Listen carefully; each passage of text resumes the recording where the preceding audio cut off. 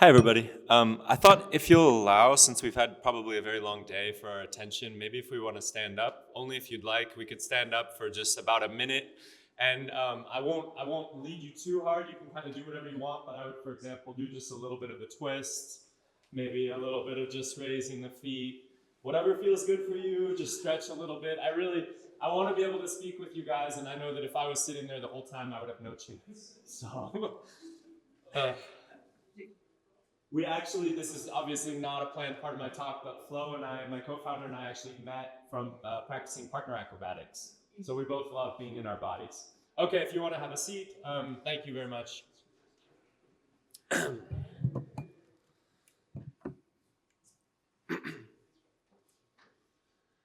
It's only waste if you waste it. Hi, everyone. My name's John, and I'll be representing Flux Cap Energy Tech from Berlin. This is the Switch data center in Las Vegas, Nevada. At 300 megawatts, it's roughly the computational capacity of the entire planet in the late 1990s. Thinking as a physicist, it's only natural to ask, what is the absolute best we can do in terms of required energy for this amount of compute? This is a firefly. Its light is about 1 milliwatt, or roughly the amount of heat energy required to power the entire 300 megawatt data center. If we were operating right at the physical limit of computational efficiency.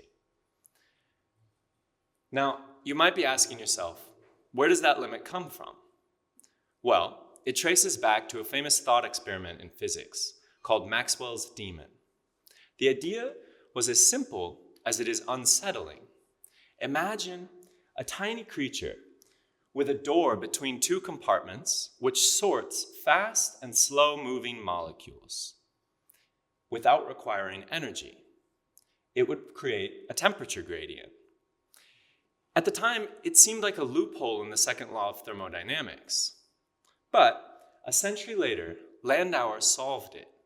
He realized that the demon needed information about the system, and that deleting information has an unavoidable energy cost. That cost forms the absolute energy floor for computation. Now, obviously, we're very far from this limit in terms of our current technological capability. But here is a beautiful and incredibly efficient device created by nature. It would take about 300 brains to achieve the 300 megawatt data center scale of computational capacity. The brain runs on about 12 watts, meaning 300 of them are far more power hungry than the Firefly, while incredibly less so than the data center. It's good to know that if we can come close to the effectiveness and efficiency of nature, we'll still have some room for growth. The brain shows us that efficient computation is possible. But we weren't built on a blueprint. We grew. And in growing, nature built closed cycles at every scale. Useful energy doesn't just flow through us and vanish. It circulates. It resonates. It gets used again and again before finally leaving as gentle warmth. In digital computing, this is very much not the case. Modern computers are incredibly fast, brilliantly tiny, but thermodynamically primitive. The electrons flow in, the transistors flip bits, and every single 1 and 0 dumps its energy as heat. We've spent the better part of a century making computers faster, smaller, more powerful, but we've never seriously tried to close this loop. The gap of 300 billion times between modern computers and the fundamental limitations exists because we're still building computers as if useful energy was meant to be thrown away. But what if we didn't? What if we build computers that self-resonate, like little ecosystems where the energy feeds back into itself? Well, We can't redesign the entire computer overnight, but we can start learning. We can begin building systems that harvest some of this energy, that effectively navigate the chaos. And with modern machine learning, these systems can learn to improve themselves, evolving towards efficiency the way natural systems do. So, how do we get started on such an ambitious project now? This is a humble beginning. This is a thermoacoustic engine. It's a device that converts heat directly into sound. Imagine placing a temperature gradient on a tube, hot at one end and cold at the other. The gas molecules will begin a broadband oscillation with many frequencies. For the frequency which matches the geometry of the tube, a feedback loop emerges.